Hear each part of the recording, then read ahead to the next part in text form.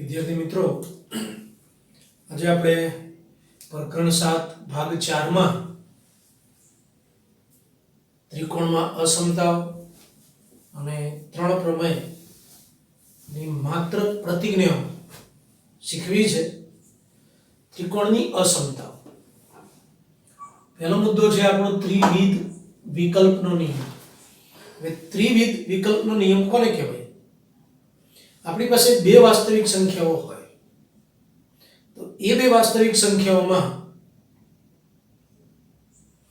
યા તો પહેલા નંબરની સંખ્યા મોટી હોય યા તો બીજા નંબરની સંખ્યા મોટી હોય અથવા બંને સંખ્યાઓ મોટી હોય.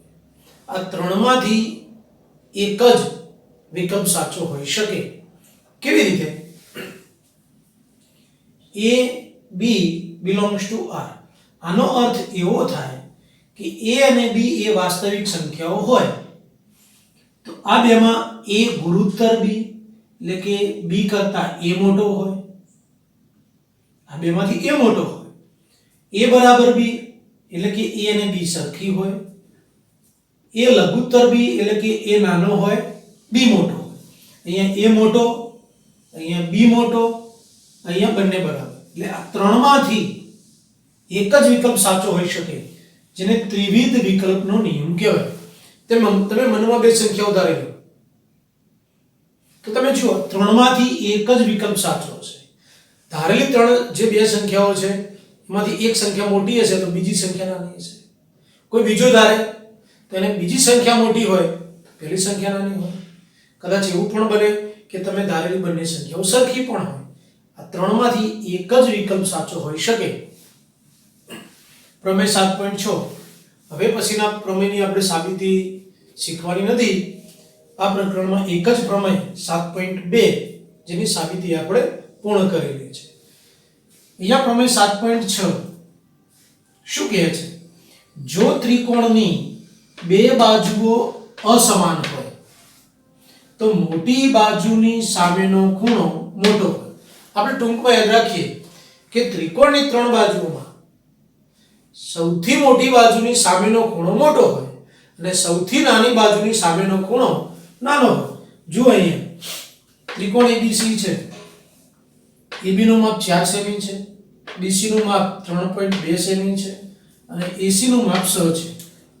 તો મોટી બાજુની સામેનો ખૂણો મોટો હોય તો આ ત્રણ બાજુમાં AC સૌથી મોટી બાજુ છે. તો સૌથી મોટી બાજુ AC છે. તો મોટી બાજુની સામેનો ખૂણો મોટો, તો AC ની સામેનો ખૂણો મોટો જ હોય. તો AC ની સામેનો ખૂણો B છે, માટે સૌથી મોટો ખૂણો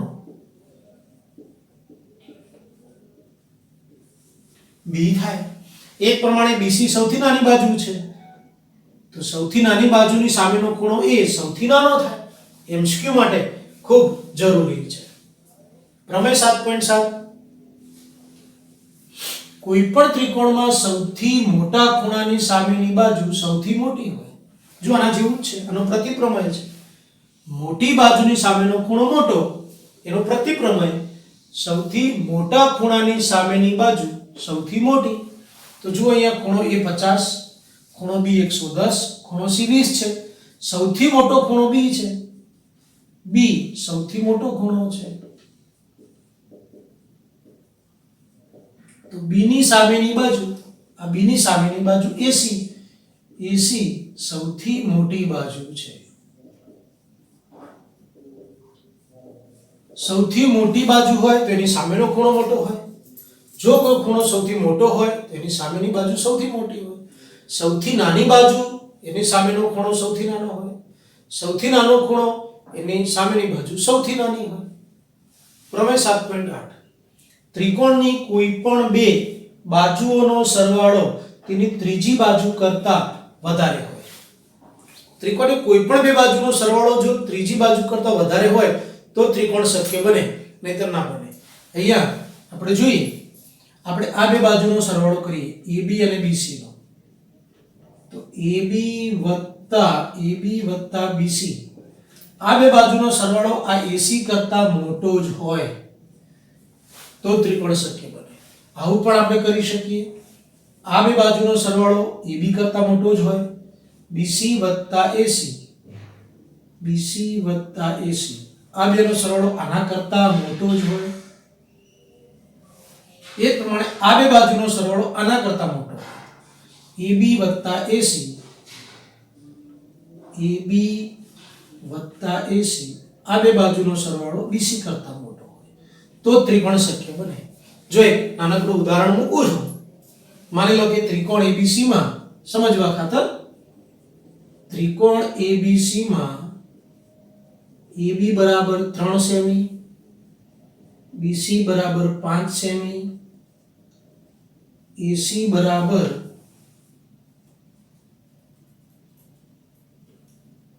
6 સેમી.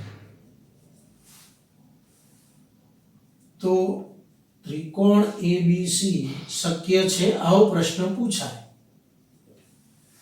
તો કોઈ પણ બે બાજુનો સરવાળો ત્રીજી બાજુ કરતા વધવો જોઈએ. ચલો આ બે બાજુનો સરવાળો કરીએ આપણે. તો જો 3 + 5 એટલે 8 આના કરતા મોટો. આ બે બાજુનો સરવાળો કરો 5 + 6 એટલે 11 આના કરતા મોટો. આ બેનો સરવાળો કરો 6 + 3 એટલે 9 આના કરતા મોટો. તો આ ત્રિકોણ શક્ય છે. બે બાજુનો સરવાળો કરો એ બે બાજુનો સરવાળો જો ત્રીજી બાજુ કરતા વધારે હોય તો ત્રિકોણ શક્ય હોય. પણ માની લો કોઈ પણ બે બાજુનો સરવાળો કરો અને ત્રીજી બાજુ કરતા નાનો થાય તો એવો ત્રિકોણ શક્ય નથી. આ પ્રકારના MCQs આપણને પરીક્ષામાં પૂછાય છે. આપણા નવા અભ્યાસક્રમમાં જે કંઈ થિયરી આ પ્રકરણની હતી એ આપણે પૂર્ણ કરી. જોઈએ MCQs. ત્રિકોણ PQR અને ત્રિકોણ ABC ની સંગતતા QRP સંગતતા ABC માટે બાજુ PR ને અનુરૂપ બાજુ ખાલી જગ્યા છે. આપણે અહીંયા સંગતતા જોવાની. હવે PR ને અનુરૂપ બાજુ શોધવી છે. તો આ રહી PR, બીજું અને ત્રીજું બિંદુ. તો PR તો અહીંયા પણ બીજું અને ત્રીજું બિંદુ જુઓ BC. તો PR ને અનુરૂપ બાજુ BC થાય. ત્રિકોણ ABC અને ત્રિકોણ DEF માં સંગતતા ABC સંગતતા EFD માં B ને સંગત બિંદુ. તો અહીંયા B બીજા નંબરે છે, અહીંયા બીજા નંબરે F છે. તો B ને સંગત બિંદુ F છે. ત્રિકોણ ABC અને ત્રિકોણ DEF ની સંગતતા ABC સંગતતા DEF માટે ખાલી જગ્યાને સંગત ખૂણો D છે. સંગતતા જુઓ, D ને સંગત કયો ખૂણો શોધવો છે. આ D પહેલો છે અહીંયા, તો અહીંયા પહેલો A છે. આ 3 માં પહેલો D ખૂણો આવે, તો અહીંયા પહેલો ખૂણો A આવે. તો ખૂણા A ને સંગત ખૂણો D છે. ત્રિકોણ ABC માટે ખાલી જગ્યાએ બાજુઓ BC અને AC નો અંતર્ગત ખૂણો છે. આપણે અંતર્ગત ખૂણો શોધવો છે. તો પહેલા ત્રિકોણ દોરી દઈએ. આપણી પાસે આ ત્રિકોણ ABC છે. BC અને AC નો અંતર્ગત ખૂણો, તો આ BC અને AC, આ AC, આ BC અને આ AC નો અંતર્ગત એટલે વચ્ચેનો, આ બે બાજુનો અંતર્ગત એટલે વચ્ચેનો ખૂણો C થાય. તેનો જવાબ આવશે ખૂણો C. ત્રિકોણ ABC માટે ખૂણા એની સામેની બાજુ. તો જુઓ આ ત્રિકોણ ABC છે, દોરીએ અહીંયા ત્રિકોણ ABC.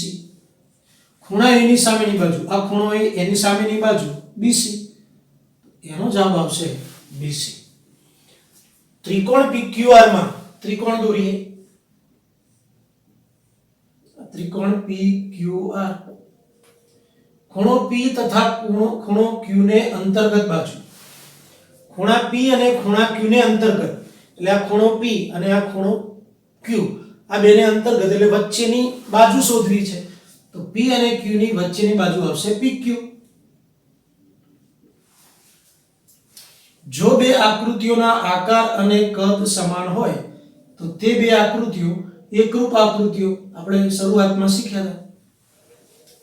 એકરૂપ ત્રિકોણના અનુરૂપ અંગો સમાન થાય.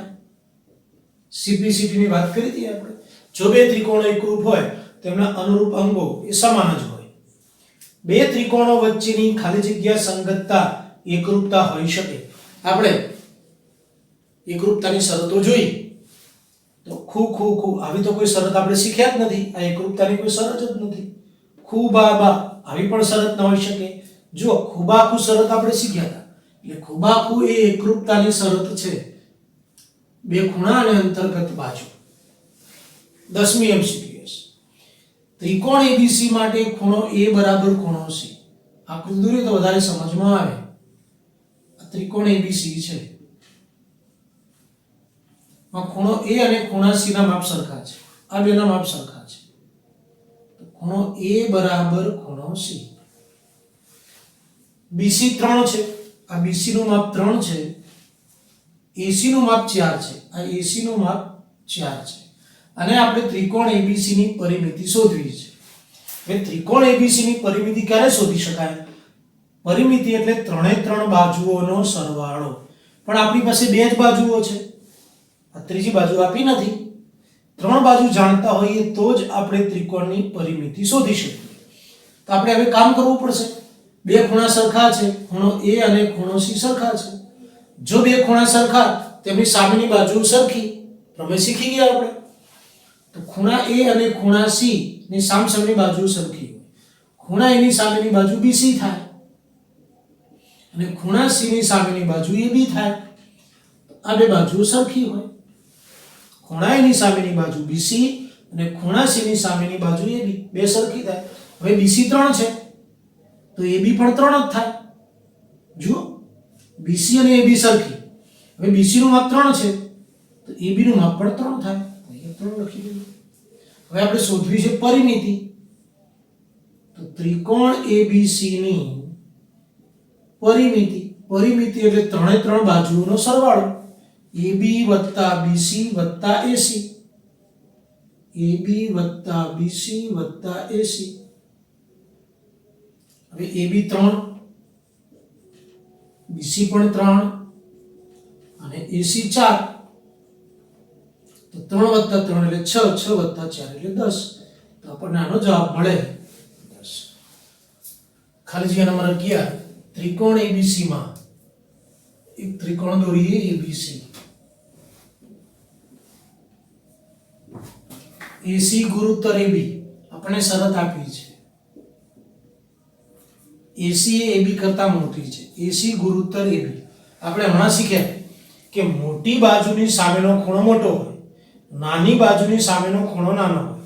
આ બેમાં AC સૌથી મોટી બાજુ છે તો AC ની સામેનો ખૂણો B મોટો હોય. ખૂણો B મોટો હોય અને આ AB છે. AB ની સામેનો ખૂણો C. આ જવાબ સાચો છે. આ બેમાં AC મોટી બાજુ છે એટલે મોટી બાજુની સામેનો ખૂણો મોટો હોય. આ નાની બાજુ છે એટલે નાની બાજુની સામેનો ખૂણો નાનો હોય.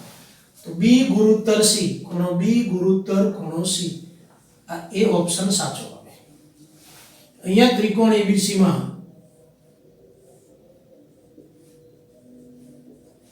ખૂણો A ખૂણા C કરતા મોટો છે. અને કોઈ જરૂર નથી. ખૂણો A એ ખૂણા C કરતા મોટો છે. ખૂણો A મોટા ખૂણાની સામેની બાજુ મોટી. આ નાનો ખૂણો છે. નાના ખૂણાની સામેની બાજુ નાની. તો ખૂણા એની સામેની બાજુ કઈ છે? તો ખૂણા એની સામેની બાજુ BC છે. BC ગુરુત્તર ખૂણા C ની સામેની બાજુ AB છે. તો BC મોટી છે અને AB નાની છે. તો અહીંયા ઓપ્શન આપ્યો છે BC અને AB. તો વચ્ચે આપણે આ અસમતાનું ચિહ્ન મૂકવું પડે કે ગુરુત્વનું ચિહ્ન આવે. આવશે. ત્રિકોણ ABC માટે ખૂણો A 40, ખૂણો C 50. તો ત્રિકોણ ABC ની સૌથી નાની બાજુનું માપ ખાલી જગ્યા થાય.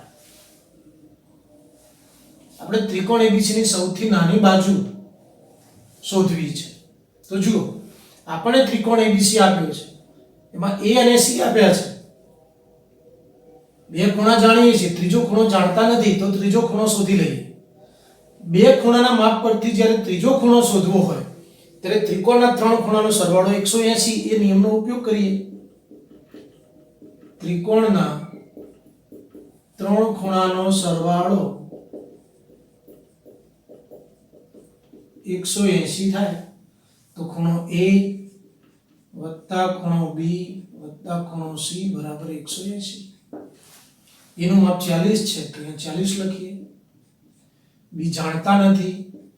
C નું માપ 50 છે બરાબર 180. બે ખૂણા આપ્યા છે. બે ખૂણા આપ્યા ત્યારે ત્રીજો ખૂણો શોધ્યા વગર આપણે નક્કી નહીં કરી શકીએ. ત્રીજો ખૂણો શોધવા માટે આપણે આ પ્રમેયનો ઉપયોગ કર્યો. જો 40 વત્તા 50 એટલે 90 થશે. 40 અને 50 નો સરવાળો 90 વત્તા ખૂણો B બરાબર 180. આને આપણે પાછળ લઈ જઈએ તો અહીંયા વધે B 180 અને 90 પાછળ જાય એટલે ઓછા થાય. તો ખૂણા B નું માપ વધ્યું 90. 180 માંથી 90 જાય તો 90 એટલે ખૂણો B કાટખૂણો આવ્યો. B 90 નો આવે એટલે ખૂણો B અહીંયા લખવો પડે. અહીંયા A અને C.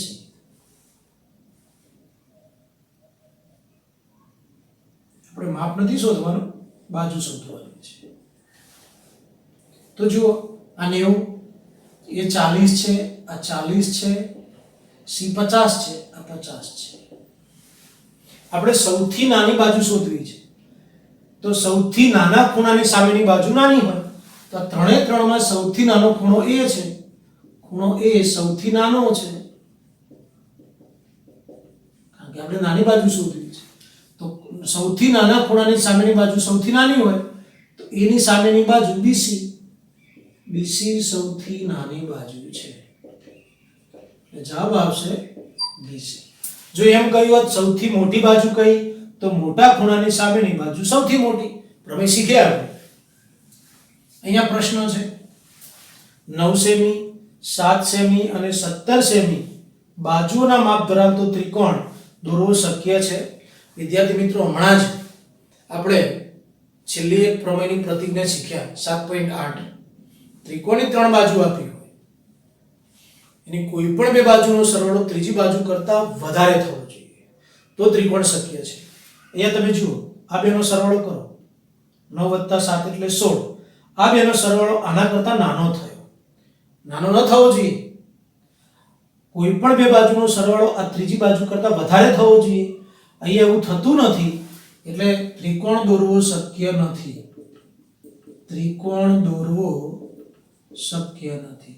કેમ? કારણ લખીએ એનું કે કોઈ પણ બે બાજુનો સરવાળો ત્રીજી બાજુ કરતા વધવો જોઈએ. કોઈ પણ બે બાજુનો સરવાળો ત્રીજી બાજુ કરતા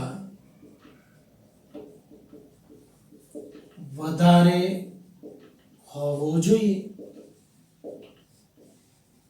અહીંયા નથી થતો. અહીંયા 9 + 7 એટલે 16 વધવો જોઈએ પણ આ તો ત્રીજી બાજુ વધી જાય છે. માટે